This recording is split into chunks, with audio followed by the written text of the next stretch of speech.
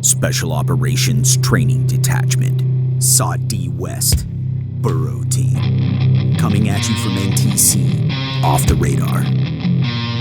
This is Off the Radar. I'm Captain Weston Rich, an observer coach trainer for the Green Berets at the National Training Center.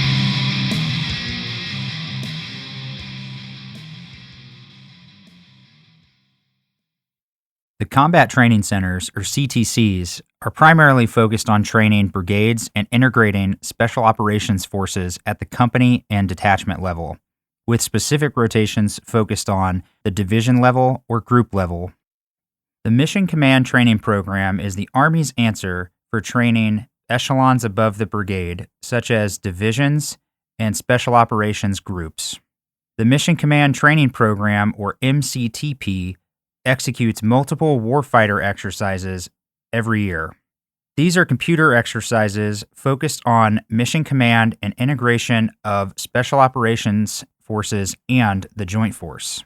With us today to discuss preparing Special Operations Battalions and Groups and the MCTP's role at the CTCs are Lieutenant Colonel Ben Shoemaker and Major Frank Schwant, who are members of the SOF training team at the Mission Command Training Program. Lieutenant Colonel Shoemaker and Major Schwant, please give us a brief background on yourself to include your hometown, time in the Army, time in SOF, and anything else you'd like to share.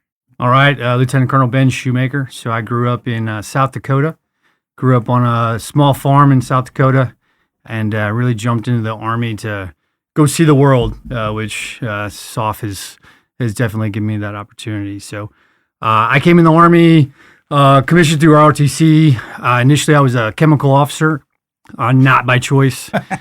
So a rough couple of years entry into the Army, but very, very relevant to what we're doing out here with a division here in the dirt. Because my first assignment, I was on a division staff as a brand new second lieutenant, and we did the invasion of Iraq. So really, my first kind of experience in the Army was doing an invasion, which was pretty cool. And again, like being out here this couple of weeks, I've really thought about a lot of that stuff that I saw as a kid. As we're here now, really we're looking at the SOF integration at the division and corps level is kind of what we focus on, and that's typically a SOTF or really a CJIS SOTF is kind of the main focus. So I came in as a chemical officer. I spent a year and a half with the 101st Airborne Division, but then I said, hey, I'm either going to go SF or I'm going to get out of the Army. So I jumped over to 5th Special Forces Group as a staff officer, did a deployment with them in their J3, jumped to selection, Q course, and then right back to 5th Special Forces Group. So really I was in the same battalion from 04 all the way till 15. Wow. So 3 years detachment command time, a year as battalion support company commander, a little bit of a break to go to CGSC there at Fort Leavenworth, and then back, and I did 2 years as a company commander. Some awesome experiences. Unfortunately, ISIS popped up. We did some response to ISIS, and then I was actually able to lead the first task force out of Jordan to do the Syria training and equip. So a little bit of division experience as a lieutenant, and then a lot of counterterrorism operations, and then I would say kind of a UW focus with the Syria mission. So that's kind of what my initial SOF experience was. I did jump to NATO SOF for a few years. Okay. Got to understand Europe a little bit. Worked out of the embassy in Jordan as the SOCOM liaison there, and then a year at SOCUR as a staff officer before I took a basic training battalion command, which was a great experience in Missouri, where Frank is from. And then over to Mission Command Training Program, Ops Group Juliet, where we're sitting now, and really learning a lot about SOF and LISCO and kind of what we think we're gonna do in the future. Awesome. That's All right. it. Frank? Yeah, thank you. Major Frank Schwant. I come from Southwest Missouri. I originally enlisted actually while I was in high school as a MP in the reserves, and I knew that I wanted to be in the Army. I just didn't know in what capacity. But my grandfather served in the Korean War as an MP, and that sounded like a really good start. Did that for all of about maybe 6 months and figured out that, hey, like, although being in the reserves is kind of cool, like I'm just gonna dive in all the way. So I found Missouri State University's ROTC program just up the street. We'll put it this way: I was so close they didn't require me to live on the university that is my hometown is. So pretty lucky in that regard. Saved a lot of money. Did 3 awesome years at that program and commissioned as an armor officer, and that's where I did my training out of Fort Knox. That was pretty cool. I definitely loved tanks from there on out. I loved them so much. Came on out to Fort Irwin, right? So like they take away your tanks and they provide you these 113s with these modified visual kits on them to look like T-72s or BMPs. And they say, hey, look, you're going to go play laser tag. So it was a lot of fun. I made a lot of great friends out here in the 11th ACR. And I don't know, I always look back on those days pretty fondly. Didn't get a deployment, of course, or anything else out of that. I did 2 years over here, found a really niche program that takes ForceCom officers and moves them on over to TRADOC. So okay. I got lucky and helped stand up the armor school actually over at Fort Benning when it was moving from Knox. I became a basic training XO, did about a year of that, got picked up for civil affairs, moved up to Fort Liberty with the new names that we have. I should have said Fort Moore before, but all good. That's what it was when it was. Exactly, when you were exactly. There. Yep. Moved up to Fort Liberty and pretty much never looked back. I completed the qualification course in 2015 and got assigned to the 92nd Civil Affairs. Shortly thereafter, I deployed out to Kosovo. That was my first mission. It was a civil military support element. We were running operations out of the embassy, and because Kosovo is so small, we could pretty much go everywhere we wanted within a day. So we never had any sort of like really long-term considerations or planning or any sort of like problems with that deployment in that regard. It was a lot of fun. Massively eye-opening when it comes to working with interagency and other partners. We were there on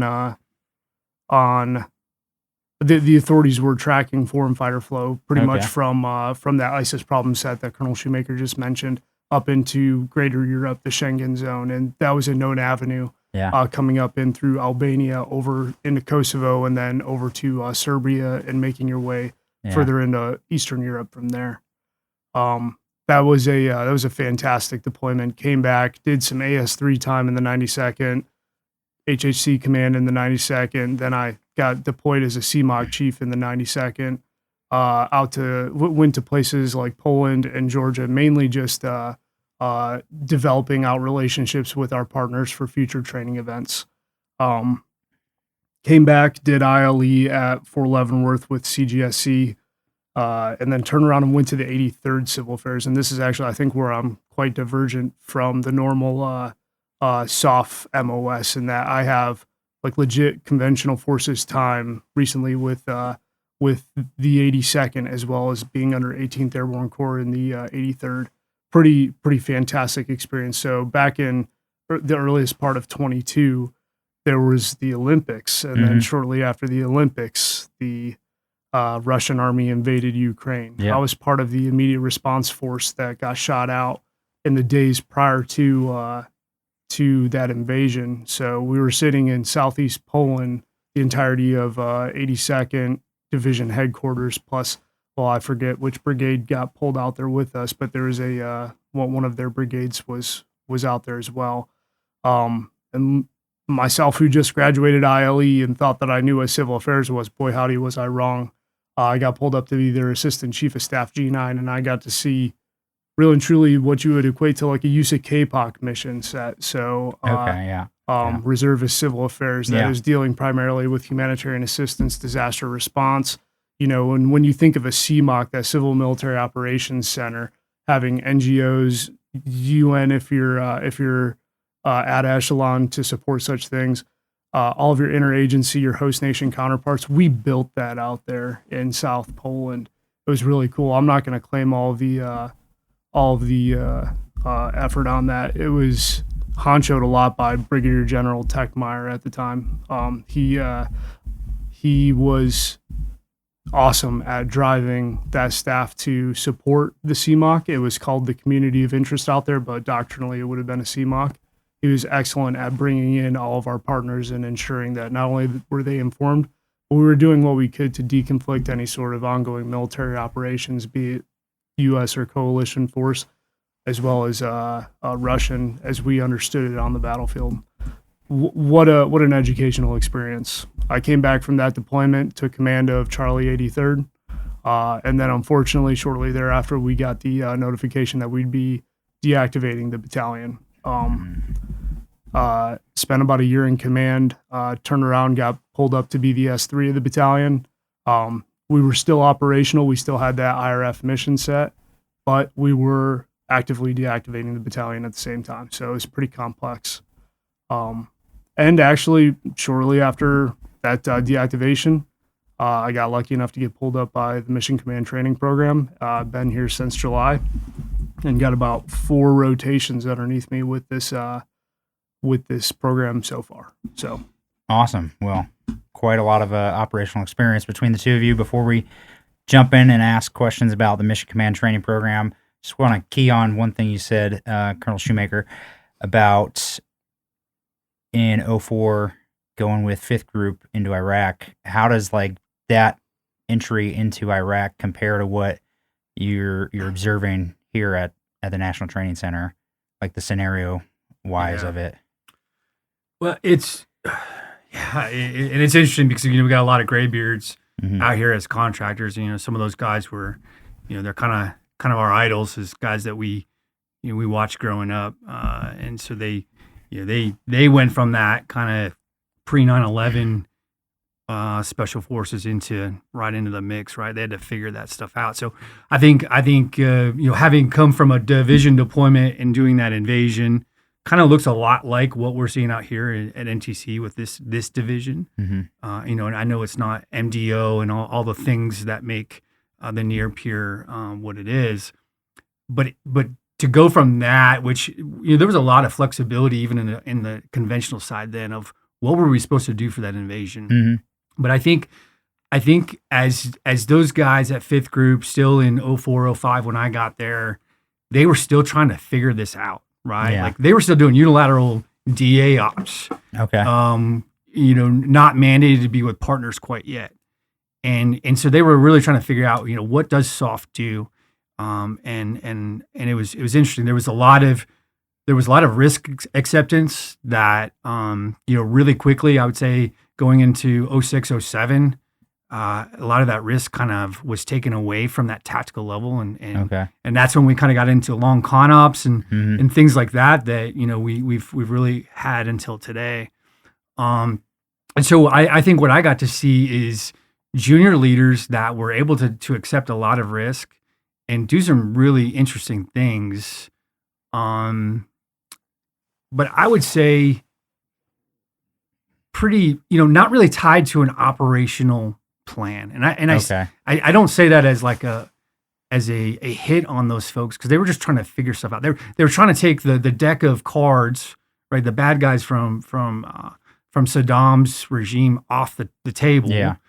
But it wasn't like what we're seeing in the current LISCO fight, which is how do we orchestrate effects to support this maneuver force? Like the maneuver was done, in 03, right? Like we got to Mosul and like the maneuver was kind of over. We're still fighting lots of bad guys, for the next 10 years, but it was then soft on its own line of effort. Okay. And so I think kind of seeing that, and having a lot of respect for it, it's interesting to see us now trying to kind of get back to that pre 9/11 mentality of, okay, how do you operate with a conventional force in an effective way? So, do you know Kelly Smith? He is one of the graybeard role players. Didn't know him until we got here. Okay. And, had a chance to sit down and talk with him a bit. Yeah. He spent a lot of time in 10th, and then I think later 3rd. I might be misrepresenting him. Anyways, he called it like start point 0. Like there is no RIPTOA. You're the first unit there. Like how do you get into that initial operational environment and like what do you do? So it kind of sounds like there was a lot of that 20 years ago in Iraq, and I'm sure in 01 when they went into Afghanistan as well. And a lot of those that have that specific experience are retired now, and at least there are some, like you mentioned, that are out here giving back to the force, so we appreciate them. But we'll jump into the Mission Command Training Program. Just can you give us an overview of what that is and what you guys do for the force? Yeah, so it's a Chief of Staff of the Army directed, FORSCOM commander executed mission. And so, again, the focus is on division corps level across the Army to really push the divisions in the corps into an environment where they, and we were talking about kind of before we started, like we used to be very BCT centric, and now we're moving to a division centric Army, and force their staffs to go through the process to fight. And so, that's tough to do out here in the dirt. You can't put a corps, and multiple divisions out here. So what we do, they created a what they call the war sim, which simulates a lot of effects, into I think a 1980s or a 1990s based computer system. Okay. It's not CPOF, is it? It's not CPOF. And it's a system they're actually looking at trying to update it. But what we've done is because, and I'll use the example, when this thing was created, there weren't one-way attack drones, right? Okay. And so we have now kind of created this system. We're using this system and saying, okay, if you see a drone flying and then at the end of its flight there's a car bomb, that is a one-way attack drone. We have kind of gotten creative as an Army group of folks to say, okay, how do we replicate these things? Gotcha. And so we don't focus on the war sim because that's just the tool to give staff feedback on whether or not their plan that they put together is actually effective. And so it turns into about a 10-day fight, high intensity conflict, kind of phase 3 of LISCO, tanks on tanks fighting. Sometimes it's the initial entry force. Sometimes we start the game where they're already been on the ground for a while, like we just did an exercise out in the Indo-PACOM.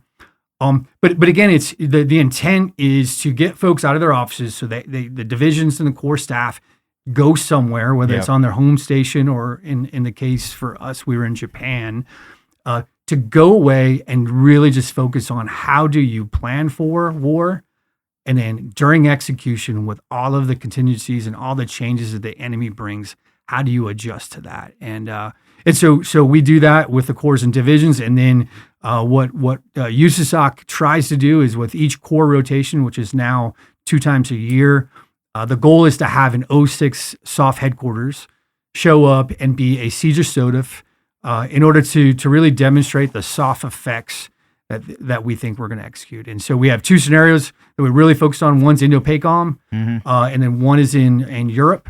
And so it really gives us 2 really different flavors on exactly kind of what enemy you're gonna see, and then of course that terrain is very different. So that's kind of it. And I think the Army is really looking at our warfighters to kind of figure out how we're going to resource the Army going forward. So we're big advocates for getting SOF to play so that we can really demonstrate that, hey, we're not just CT guys. We can deliver some really important effects to make sure that maneuver commanders are more successful out on that LISCO battlefield. Yeah, absolutely. So what's your team task org? Like how you guys made up? Yeah, so we've got 28 billets. 11 of them are USASOC billets. Okay. So they actually sit within the USASOC G3. So a good mix of CA, PSYOPs, and SF. And then we have some other permanent billets too. We've got some intel billets. We've got logistics billets. Fires is something that we get from the rest of the MCTP team. They'll kind of cut us fires. The guy we've got now, we've had for a couple of years. We've got another one who she just came on board as well. It's a pretty small team, 28. When we go to an exercise where there is a siege SOTF, we actually ask for augmentation. So kind of like we're out here augmenting SOT D for this. We ask for some folks to come out and help us to observe, control and train. And then when we don't have a siege SOTF in a warfighter, which is typically 3 a year, we actually are a siege SOTF response cell. So my boss, the rest of our team is out at Fort Liberty right now, and they're acting as a siege SOTF to give 2 divisions, some input on exactly what SOF might do to support their efforts. So, all right, I think that's about it. Frank, anything else I missed? No, sir, you hit the nail on the head. The only thing that I'd add is, we've done a really good job of building a team around the warfighting functions. We've got professionals that are capable of speaking to anything between a private up to a general, intellectually, doctrine focused, and it's all about building that team, building up those staff processes so that they can refine internally and take that lesson, move forward. And of course, the next time around, they're either in the box here at a DIRT CTC or doing a warfighter. We look back at those AARs and make sure that they're hitting their stride on developing and getting better as an organization, better as an Army writ large. So, is part of when there is a 06 headquarters from a SOF from a group, you're acting as like an observer coach trainer, similar to how anybody that's been out to NTC or JRTC has seen an observer coach trainer, but when there's not, you're performing that kind of in-role unit function to give that conventional unit some feedback or at least exposure to what SOF could provide.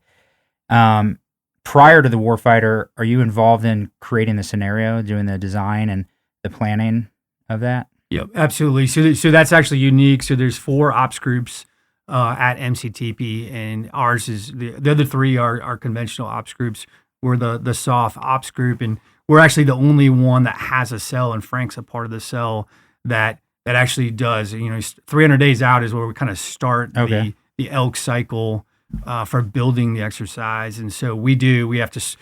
We say in MCTP, we really want most of the action to happen within the sim. Okay. So we try not to script too much, but as we know, there's a lot of irregular warfare aspects of what SOF does that we really do script. And so Frank's team spends a lot of time in what we do. We sit down with the training audience early, and we kind of talk to them. Okay, hey, what are the things that you want to train on? To really test your staff processes.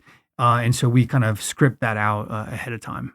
Yeah. So I have very limited, I don't know if you'd call it a warfighter. I did a command post exercise as a lieutenant where I had to do a shift next to one of my soldiers who was on the computer moving around blocks. Pucksters. Pucksters. You guys were pucksters. Is that the same? Do they do that in warfighters still? So it's something that we really emphasize, and we've had a couple good iterations with 5th group and 1st group here recently. What we find is, yes, they have a robust response cell is what we call it, and so those pucksters, could be any private or any lieutenant, right? That's there, but it's. What we have done is we've taken units of action, right, ODAs and ODBs, and actually put them down there because what we find is, right, the big challenge in this fight is going to be clear, concise guidance from higher being communicated down to a doer, and so what we've seen is having those actual teams down there with the puckster, putting the data into the computer. They have to interpret the boss's guidance, but they still have to do the tactical planning, to say, hey, I'm going to send an ODA to go be a special reconnaissance to get targeting data. You still have to do some planning because, again, the sim takes into account tactical capabilities. It takes into account terrain, all these things. And so what we find is a lot of times the response cell guys actually get just as much out of the exercise as that siege SOTF staff, because it's the first time they're really looking at, hey, what is the enemy able to do to stop me in that LSCO fight? So yeah, no, absolutely. Is there any live action part to these exercises? Okay, because I mean, before I left first group, I did a JCX out in Korea, which had some of that warfighter feel to it. But then my team and 3 other teams were out actually partnered with ROC SOF, and we were out doing missions that were supposedly feeding data back. I don't know how it all was. I was just out in the woods in Korea, doing Ranger school tactics and Right. stuff. So I think they have used, units have used it in the past to say, hey, go put a brigade or go put some teams out to do some things. It's just really difficult because, and they're doing it here right now, right? With Yeah. this division is there's live and there's constructive. yeah, and, we always have constructed stuff. and it's really, even when with us, when we go talk to the division OCs, it's like, did that happen live or did that happen constructive? And there's that kind of ripple. Yeah. The matrix, doesn't Well, quite like match up, right? from the team perspective here at the National Training Center, you can get some of that constructed stuff because whatever it is, the SOTA for the AOB is getting that information, and they'll be like, "Oh, we need you to move and look at this NAI," and the OC is like, "I know nothing's going to be over there, but you can't interfere. You got to let the team operate because you're just there to observe." Right. So you're like, "Okay, this is going to go great." They're going Worst to go training day ever for an ODA. Observing dirt. Yeah. Yes. Anyways, I'm going to ask Frank a question now about the Warfighters before we move on. Is there a lot of information operations? Is there a lot of ways that CA and PSYOP can get into those Warfighters? Because the maneuver piece is pretty easy, at least for me to picture, but that IO and the influence and developing networks and all the things that the non-kinetic things that CA and PSYOP can do sound like it would be a lot harder to do in the sim and in the computer. You're absolutely spot on. So let me rewind just a little bit to a question that you asked Colonel Shoemaker earlier about like the setup and the makeup of the MCTP itself. And we're blessed with having a very robust group of individuals out there that are typing away at a lot of these orders.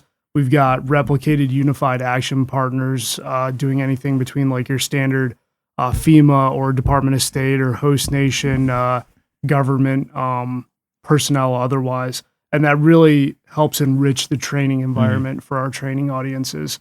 And oftentimes those folks are experts in their field before they come over and work for us. It's not just somebody who, saw a wanted ad and thought it'd be cool to play like a DART team member or something. It's someone who has real world experience that we leverage in a very serious way during these warfighters. Case in point, the first one that I did with 18th Airborne Corps back, I think it was in August, right, when we were out there. The political, the poll ad that we had integrated with that headquarters was a previous ambassador in and of himself. So like he knew absolutely the relationship and like what the nuances of like lead federal agency and how to resource, what the doctrine is, what the U.S. codes are behind it. And he intellectual overmatch for a lot of folks when he opened his mouth. He absolutely had a quiet room around him and everybody was listening. And it's that sort of realism that we bring into these warfighters. Now, fast forwarding over to your question, with that sort of like backside support that we get, the warfighter itself, very immersive. And I will say though that like, it does challenge our training audiences on a sustainment and logistical sort of side. So they don't just go to their offices and work in a computer. They've got to go set up all of their communications equipment in a mission training complex, which every single installation has one of those. And it's very uncomfortable for them. They're pulling 24-hour shifts. You see a lot of tracer burnout because there's 20 battle rhythm events a day that all the primaries feel like they need to go to. Yeah. And then you see them last usually about 48, 72 hours. And then it's like they hit a wall and they're like, okay, clearly I've got to, express some of the tenets of mission command, delegate, extend some trust, get some of my alternates in there, have them pull the relevant information, bring it back to me. We throw it into the donculator, the operations process. We iterate on it for a second or two. We have a working group. We provide some specific guidance to our downtrace units and we move on. What an eye-opening event every single warfighter is. I'm sorry, I kind of went around in circles right there. What was your question again? In the sim, like how do you get after the information and influence operations and like hitting that dimension of multi-domain operations? So with those unified action partners that we have that represent our joint and interagency and host nation and everybody else, that's a really good touch point for civil affairs. And I'd even say SIOP, because usually we have like a robust information environment for them to, really leverage on. ION is absolutely active. And if you're unfamiliar with ION, it's a social media, setup that replicates, Facebook or Twitter feeds. And usually you've got, a couple of red ION from our side. That is folks who are posting on behalf of the adversary. And then, of course, then you've got our side, right? Like you've got the G39 for information operations. You've got those folks generally speaking on the conventional side. But then talking about interoperability, our soft PSYOP really need to figure out, how do they nest their themes and messages? How do they, not commit any sort of information fratricide therein? So yes, there is an environment for civil affairs and PSYOP to thrive. Mm-hmm. It's not as fully built out as it could be right now, but we are making strides towards building the human domain further in, as Colonel Shoemaker said earlier, that war sim. Displaced persons, that's a really hot button issue, a hot topic for civil affairs folks. And right now within the war sim, as I understand it, it doesn't do really a good job of showing how, civilians can be on a battlefield. Like case in point, you'll have a city, you'll have, high rises, skyscrapers everywhere in the city. 2 million people can flow through that city and not even feel it, right? So it just moves through the simulation and not account totally for terrain in that instance. I think just to add, so the real requirement to get to your point of the PSYOP and the CA, it takes a lot of investment up front. And we have a small cell. We have four folks sitting in our plan shop who don't have the capacity to write kind of that background for ION or whatever to actually give the CA PSYOPs that real feel. And so what we've asked is the folks at Liberty, the PSYOPs and the CA folks is, hey, come out early, help us build into this system a thing that your counterparts from another company or whatever is going to execute, right? Because this training is only as good as what you put on. What you put in on the front end. And so it's something we're working on. I think we're getting closer in order to really give the CA guys and PSYOPs something more. It hasn't been as healthy as we've wanted it. I absolutely agree. I think that we're getting there though. Of course, the soft proposition is a lot of, competition activities and operations, right? And when we see that competition moving into, crisis and then eventually armed conflict, how do we transition? That's where we see our conventional forces counterparts really showing up, is that armed conflict. They'll conduct a joint force entry operation, but SOF has been there for a solid year, 2 years. In certain cases, for the different models that we're showing in our war sim, a civil military support element has been active in the Baltic countries, in the northern areas of Europe for at least the last, I'd say 10, 15 years. Yeah. So we've got a robust set of data in a lot of these countries, but that's really hard to push through at the beginning of a war sim. And sometimes our conventional counterparts, you can provide them too much information, and then they'll get that analysis paralysis. But on the soft side,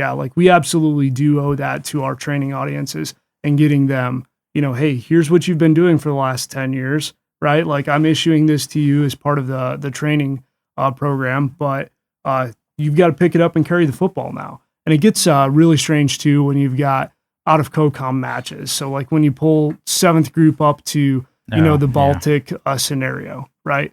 They're not going to be naturals at it. Now, the last exercise that we did prior to this NTC rotation, the planets aligned. We had 1st Corps out there. We had 1st Special Forces group out there, and they attacked that problem set in earnest, knowing that not only were they edging around their con plans and validating those in certain cases, but they were absolutely making sure that, they understood the operational environment to the best of their ability, and that interoperability, that interdependence was pretty rich because of it.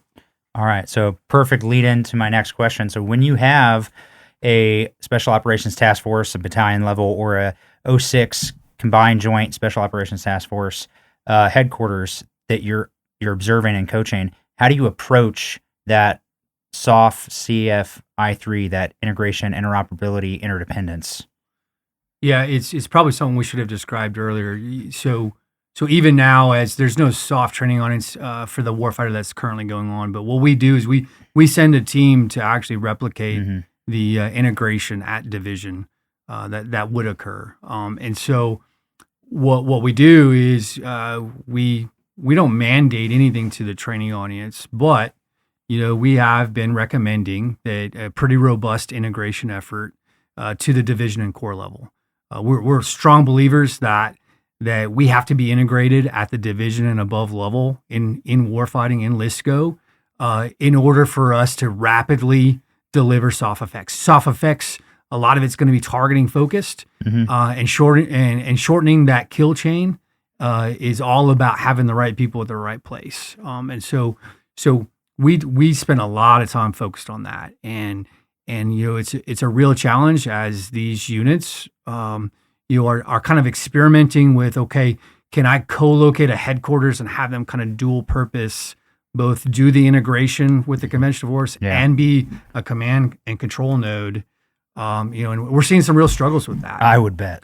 Some real struggles. And that's kind of one of our concerns going forward, is that integration is so important, right? We have to know what the maneuver commander is seeing, where their priorities are, and where we can support them. But we also have to make some decisions. And so if commanders are both trying to be the integrator and they need to make some decisions, prioritizing resources, prioritizing effort, that can't happen without some significant staff input. So integration is extremely important. I think with the 305 rewrite, I think we've come a pretty good distance to make that better and start to define that better for organizations. But I think as a community, we have a lot to figure out.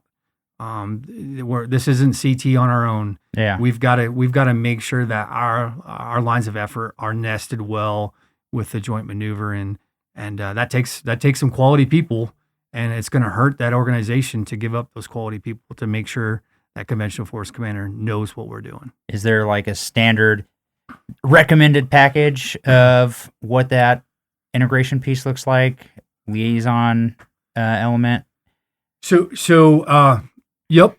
And it's a description of capabilities. I figured. It's not a description, you line out warfighting functions, or what do you historically what do you use? Historically we said AOBs, ODBs should be ready to both be an AOB or a SOC. And we are saying don't do that. We're not saying don't do that.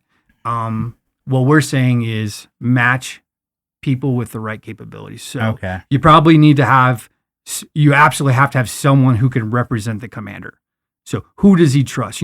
One group has told us that his ASC commander will be his SOC chief because that's his most senior major, and he trusts them, and they know each other very well. Okay, so it's got to be someone that can answer for the commander in a time where maybe comms are no longer going through, where there's fast decision making. And so if it's a SOC to a core or to a JTF level, it's got to be someone that can represent. We think it's got to be someone that understands fires, that can help to ensure that our soft input into targeting is being taken in. I think the other one that we really need to make sure is understood, they have to know the tactics of the joint maneuver, right? So if it's Marines on an island somewhere, like you better have someone that can speak Marine and that can understand what that commander is going to ask. If it's a core or a JFLIC or a JTF in Europe, you're going to need someone that understands large tanks, tank divisions, maneuvering across Eastern Europe, because again, we have to understand the conventional maneuver so that we can be thinking about the things that they're going to need before they need them. So again, we've really moved away from like, hey, you have to have a major with X NCOs. It's you better have some capable people that can really speak for the commander and understand that environment. Yeah. So with that integration piece, typically here we see a SF company, AOB, working with a conventional brigade. So that's an 04 and an 06 on the conventional side. And then if it's SOTIF to a division that's a 05 to a general officer. Have you seen any friction on just like the disparity of rank between a SOF commander and a conventional commander? Yeah. So the only friction is if that conventional commander gets the sense that we're just doing our own thing. Okay. And so, I just got this question from one of the groups here last week, and they said, "Hey, can you describe the ideal match between a SOF headquarters and conventional?" And I kind of went back and said it depends. And so I said it earlier. We absolutely believe that division and above, we have to have some sort of liaison or integration. But I gave the example Indo-PACOM. There's a couple problem sets there where we see that there's probably going to be a JTF that's going to have responsibility for a chunk of terrain that a Siegis SOTIF is probably going to operate in. Yeah. So in that example, you probably want the Siegis SOTIF to have a really good integration at the JTF level with some good liaison, probably at that core or that MEF level if it's Marines. Yeah.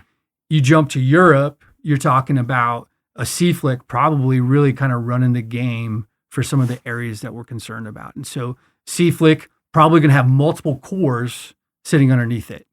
And a Siegis SOTIF probably tying into that CFLIC, and with SOTIFs probably at the core level, integrated. And so again, like we really want to move past like defining you must, do X as a Siegis SOTIF and say, hey, it depends on the span of the conflict.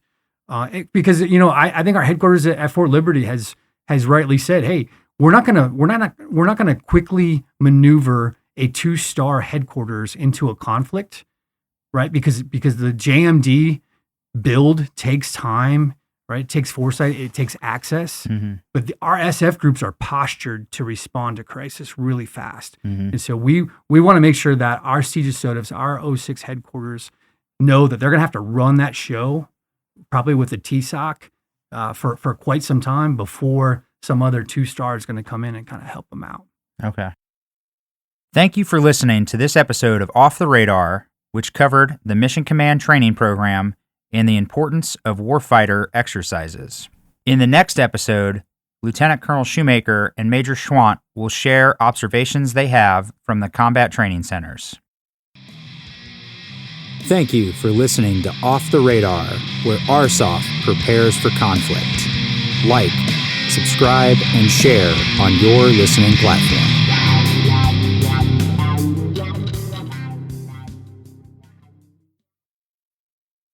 Actions will determine the outcome.